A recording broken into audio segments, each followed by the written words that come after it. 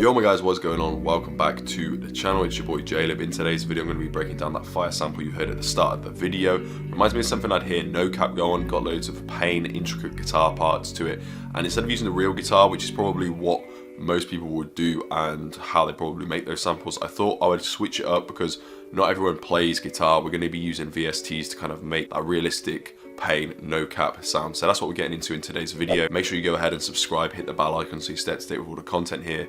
And yeah man, all the free resources as always are down in the link in the description, and let's jump into this one. Alright guys, so as you guys heard, I've got that fire sample. What I'm going to kind of do is start breaking down certain parts. So the first part I kind of went in with was this guitar solo, and it sounds really fire, so I'm going to play that on its own and then in context with the other chords that I made with it, and I'll break those down as well.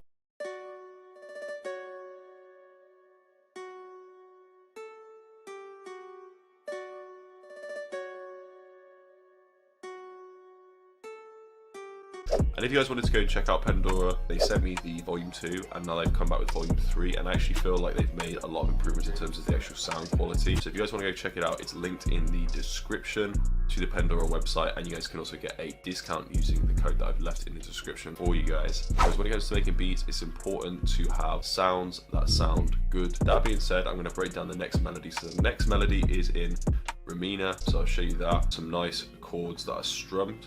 So I was in B minor for this. I've kind of adjusted these parameters in Wremena, put the low cut on there as well.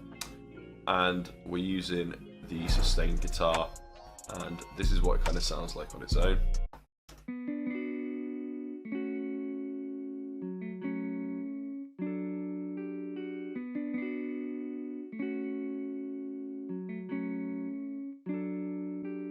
And a really easy way to break down how I made this melody is I may have just started with these chords, for example, and they're all probably quantized like together. What I've kind of done is I've sort of rearranged them holding Alt and using the mouse to kind of give it more of a manual strum effect, not using the strum tool. That's something different. I've sort of found that by playing the first two notes of the chord and then playing the chord, it sounded much more realistic and had that sort of like pain vibe. So that's kind of like how I came up with that. And then when you play those two in context, the Wremena and the Pendora, this is what it sounds like.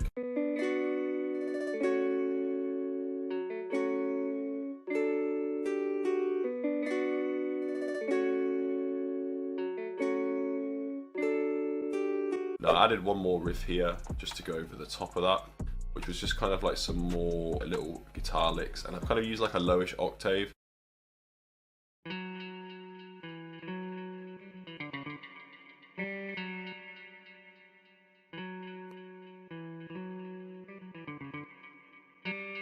So that's got some effects on, which I will show you now. So we've got some delay on here.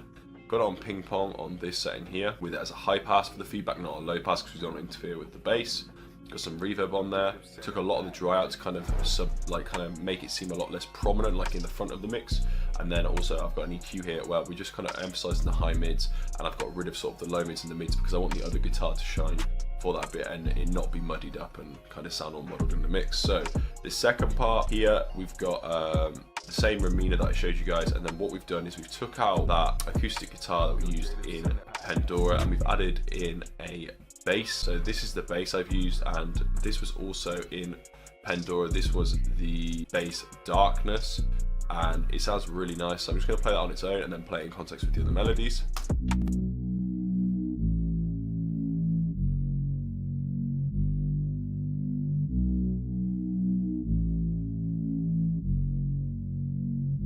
So that really adds a lot of suspense, and I also added another melody which was from the Octave plugin. Here I'm using this Guitar Water. I believe this was like one of the actual sounds they used in Vaccine, like I'm pretty sure, like the kind of chorus reverb, some other guitar. This is it.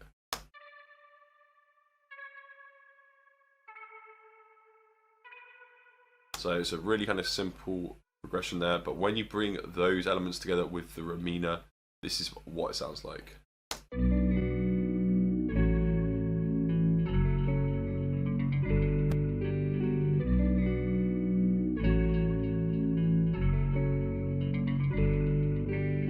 That's kind of like the main parts of the sample. There's an additional part that I did, and you'll see it here, I've added it in, and these are basically acoustic guitar effects.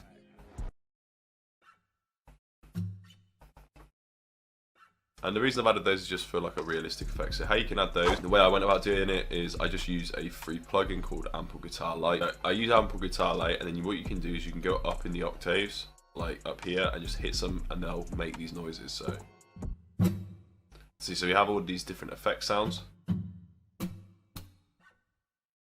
like fret movement and stuff. So this is how you can really kind of add extra detail and extra kind of realistic feels to your guitars if you don't play your own guitar. Like personally, I play my own guitar, but I feel like it's boring for people that don't play a guitar to watch someone play a guitar. So I wanted to kind of show you how to make an actual sample that sounds realistic without having a guitar. So yeah, that's pretty much sort of what I did in terms of everything in terms of the sample. So now I've rendered it out here, we're in B minor, and I was going to just add some drums to it. So structurally, I'm just going to break it down before we go into the drums. Is you can see here, this is the intro here. This is basically the bridge, or the part just before the hook, the pre-hook. That's going to be the hook there, just the simple guitar, and then the top line guitar, same again. And then that's going to be the verse here, and then back to a bridge to kind of jump back into another hook and verse, because the beats are kind of quite formulaic. They have like a suspenseful or cinematic build up, and then kind of strip back because there's going to be a lot more going on with the drums. So hopefully that makes sense. Alright, so I got my ATI later away, and I've just started out with some basic sort of reverbs.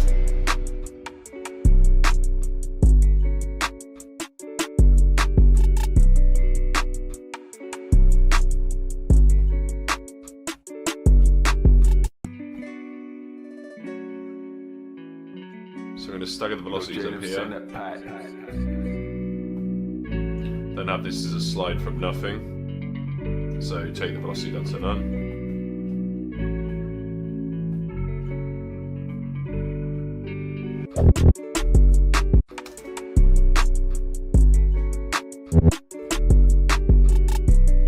That's hard.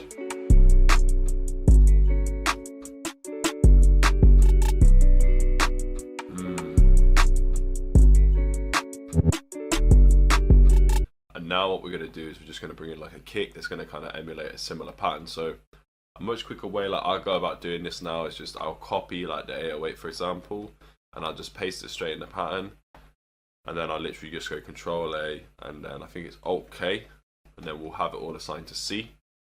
I'll just delete those and the slide.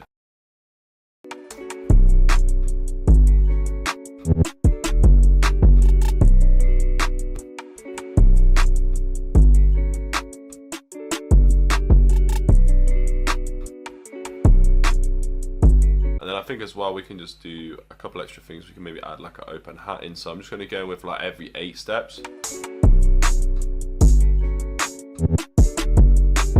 Let's add this little percussion here. Let's try and do it on like a half beat.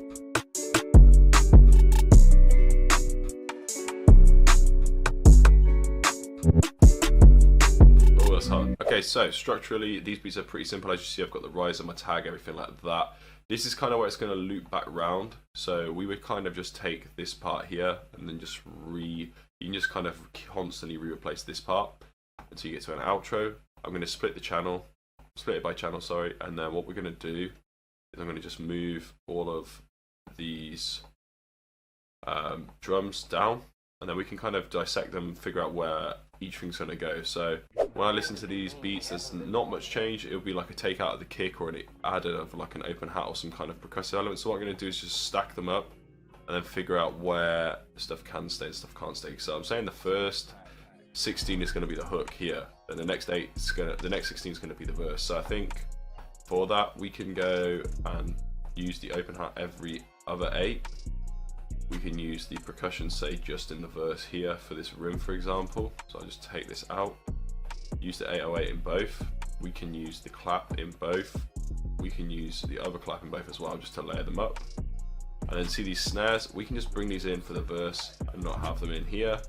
And we can have the kick in and in the hook and not in the verse, for example. And then I'll move this percussion here. And yeah, that should pretty much be structurally like where we'll go with it. And then we can bring back the hi-hats after the first 4.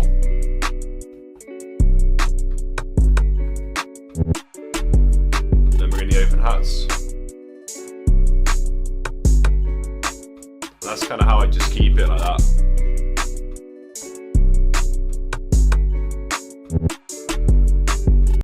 Yo, so that is into the video. I hope you guys enjoyed this one. If you did, please go ahead and like the video and also comment below. Let me know what you thought of this video. I hope it benefited you, provided you with some value. But yeah, that is pretty much the end of it for me today. I'll catch you guys in the next video, playing you guys a preview of the beat in a moment. Also, if any of you guys wanted to check the sounds that I was using in the video from the Phantom drum kit, it's linked in the description with 50% off currently. So go check that out, take advantage of the offer while it's available. And yeah, I'll play you guys a preview of the beat and I'll catch you in the next one.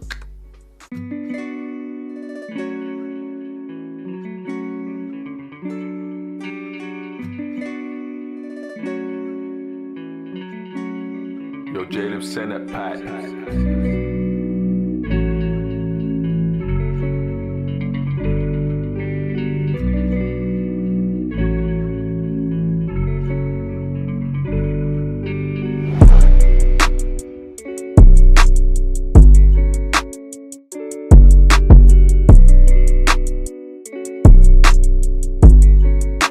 Yo, Jaleb,